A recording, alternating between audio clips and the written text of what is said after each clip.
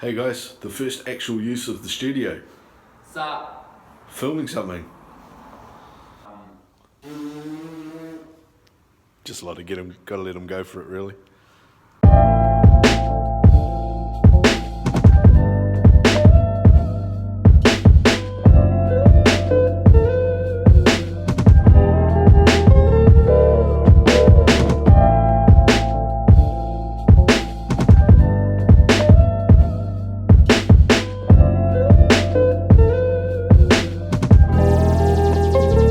Hey there, welcome to the vlog. I'm taking a bit of a road trip this morning from Wellington up to Hawke's Bay. But it's a road trip nonetheless, and YouTube's still there. I'm in the car with nothing else to do, so might as well record my YouTube clips. The weather today is not what you'd call an absolutely wonderful day in New Zealand. Right through most of the country there's showers and cloud cover. My first stop this morning is going to be Palmerston North. I'm going to stop off there, grab a cup of tea, say hi to them, and then carry on up north. I'll try and take a couple of quick breaks on the way and show you guys some of the country. It is a beautiful place, and just sort of show off New Zealand a wee bit while I'm on my way travelling through the middle of it.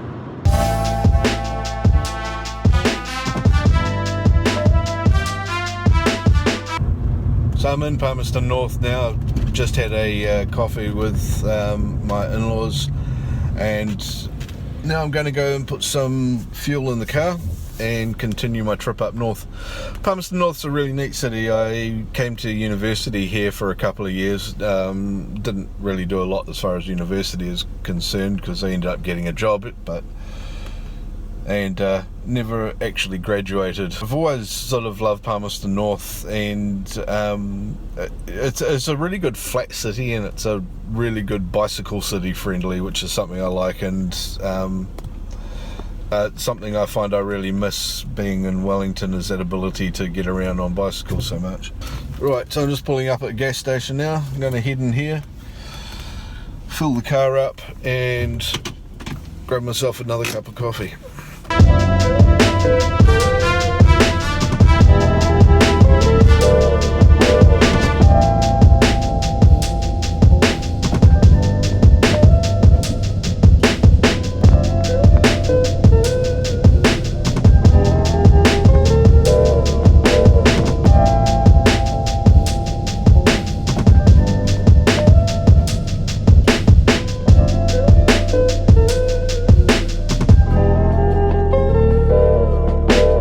The normal way to get from Palmerston North through to the Manawatu and Hawke's Bay is to go through the Manawatu Gorge.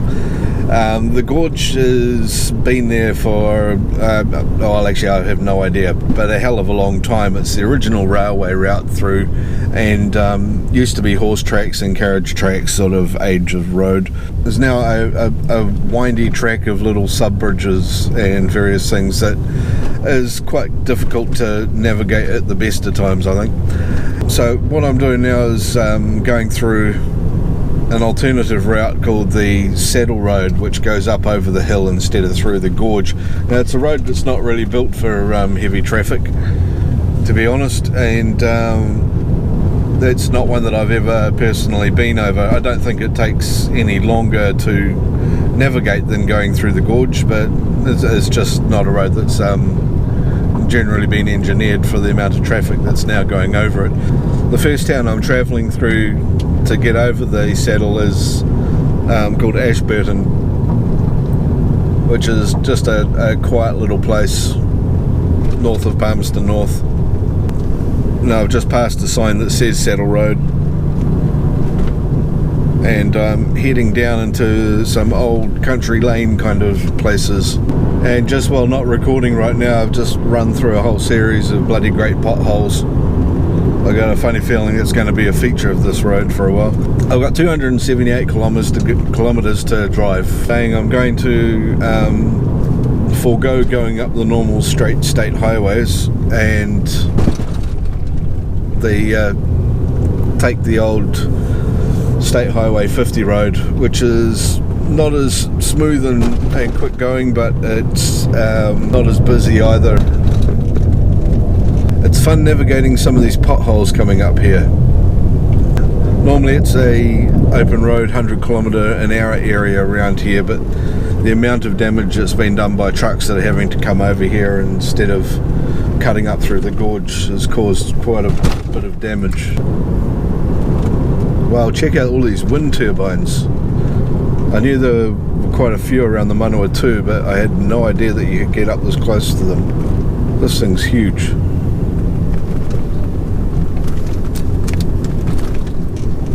Through a lot of New Zealand there's fairly new roading networks that were completely redesigned, and when they've done that they've moved them away from the traditional routes that were roads built up from horse tracks to cart tracks and eventually sealed roads, and they've taken them up completely different areas now. That as a result of that, all of the old roads, they haven't been ripped up, but they've just been left as they were, and you're getting a lot of places like this one here, roads that just sort of head all the way into the distance one way and then all the way into the distance the other way with very little traffic on them. Now imagine when a lot of these were built, the open road speed was like 70 or 80 kilometers an hour, and quite frankly that's probably all most of the vehicles could do. And if you want to go for a drive instead of just using your car to get from point A to point B, the old roads are definitely the way to go. So if you're coming to New Zealand, you're going to travel around and you really want to see the place, don't take the main highways, take the secondary highways, and you'll see a hell of a lot more of the country. Just make sure you keep the gas tank full.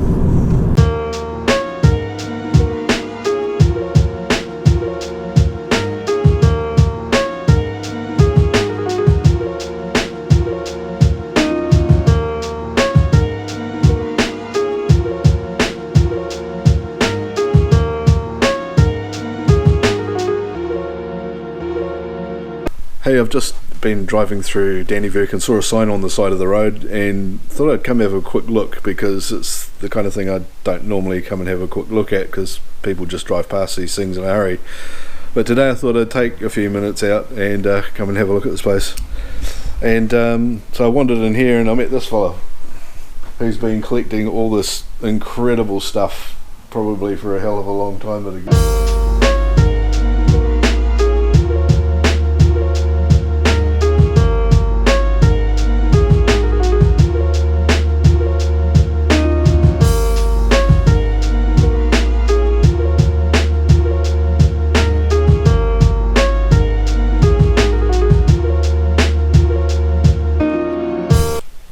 There's just a fantastic collection of old Matchbox and similar cars and vehicles, and some stuff that's giving me a hell of a nostalgia trip, I can tell you.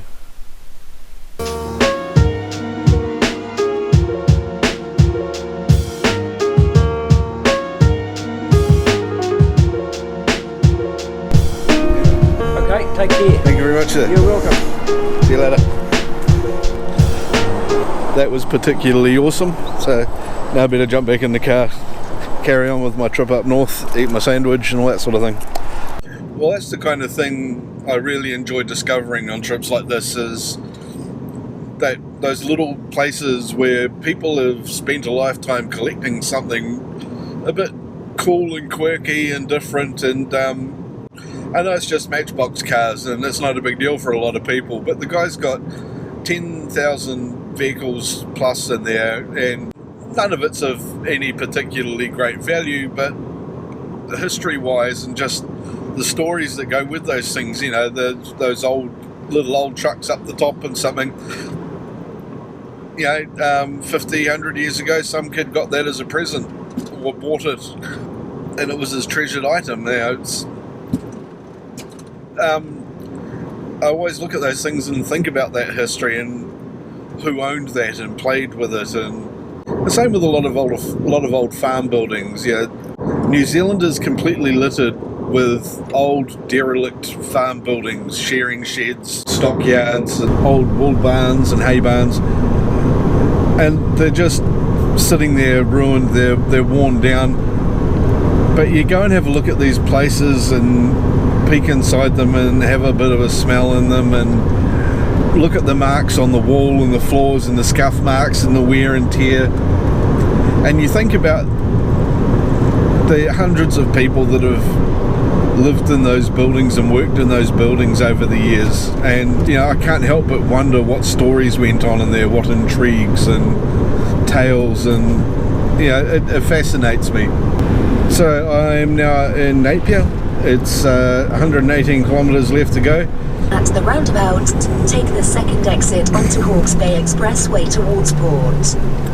So now I'm going at the roundabout, so I'm going to take the second exit onto the Hawke's Bay Expressway. Yeah, what Siri said.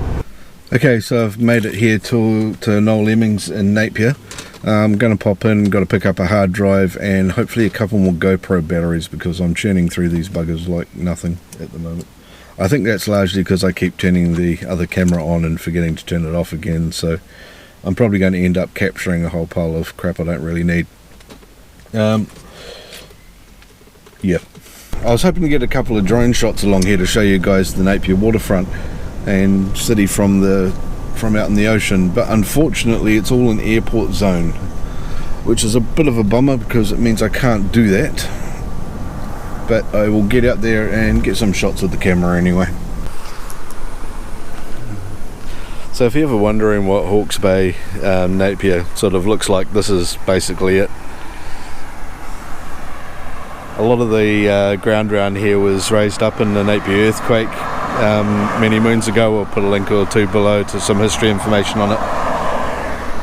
It was brought up out of swampland, and the airport and everything, and all this area just used to be seabed, so it's all new recovered land in the great big scheme of things. This is actually the old main road. There's a new main road cuts across over that bridge over the other side there. Napier industrial areas over there, and that hill there's got the hill on the other side of that's the main city.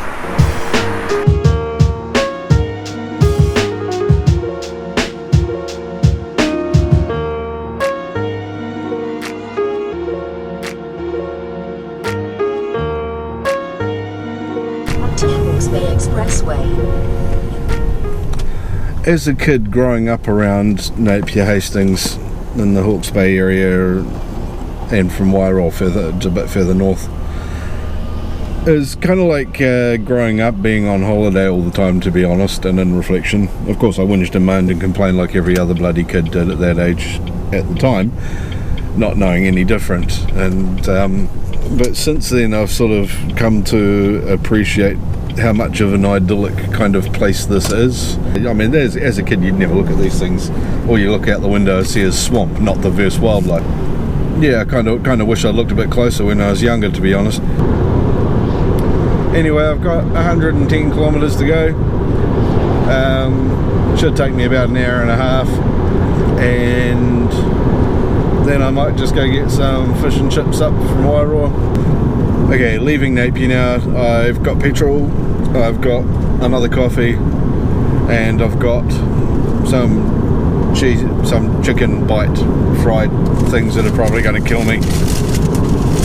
They look like this and they're soft. I don't know what's in them, and they're really oily. Well, that's alright. I'm sure I'll mainly survive. I'm going straight to the hospital when I get to Wairoa anyhow, so.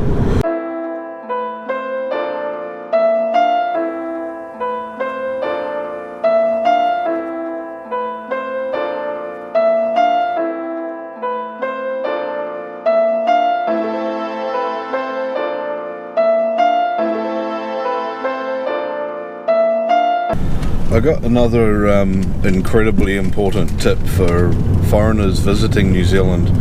Up and down a lot of the country we have sheep trucks. That's these things here, these truck and trailer, sometimes they're truck and double trailer, and they're full of sheep.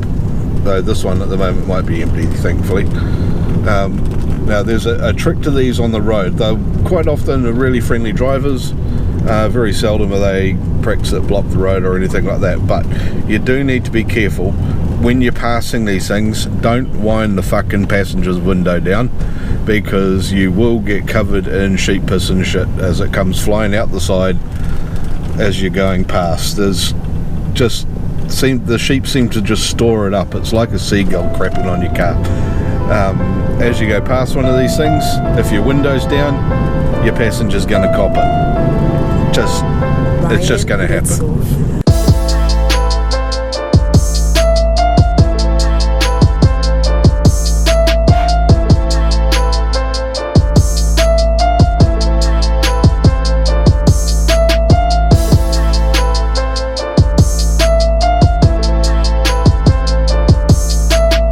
I really want to just stop and get the drone out all the time. There's so much awesome stuff around here, but there's just not enough light, to be honest, unless I stop just up here at Lake Tutera. I think I'm going to do that. Proceed to the route. See, Siri's telling me off again. I've been off the road for 30 seconds. Lake Tutera, here it is. It's a small inland lake. It's absolutely gorgeous. You can look it up online. I'll put another link below. It's somewhere else to visit. Take a tour of New Zealand. Come and see all the stuff that Tim goes and does, because that would be absolutely fascinating. Yeah, here it is. It's just absolutely gorgeous. It's almost always dead flat. And the really good thing about this one is there are no airports anywhere near here. So I can just jump onto airshare.co.nz, register a flight, and there you go, and I'll be able to go and fly it, and I will do that right now.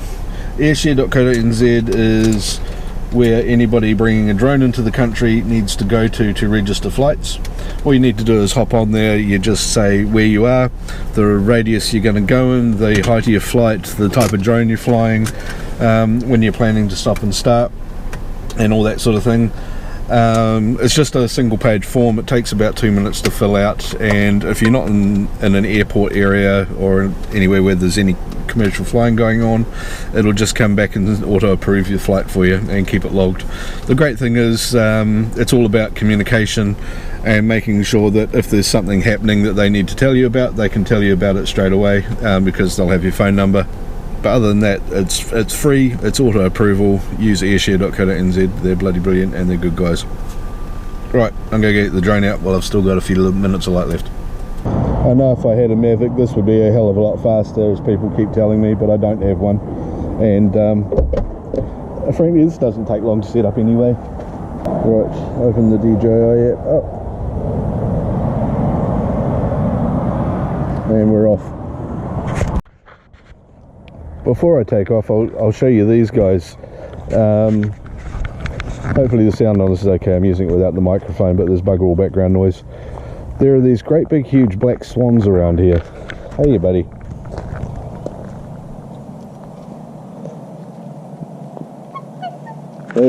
They generally come across as reasonably friendly, but I don't want to get too bloody close because you never know with these grumpy bastards.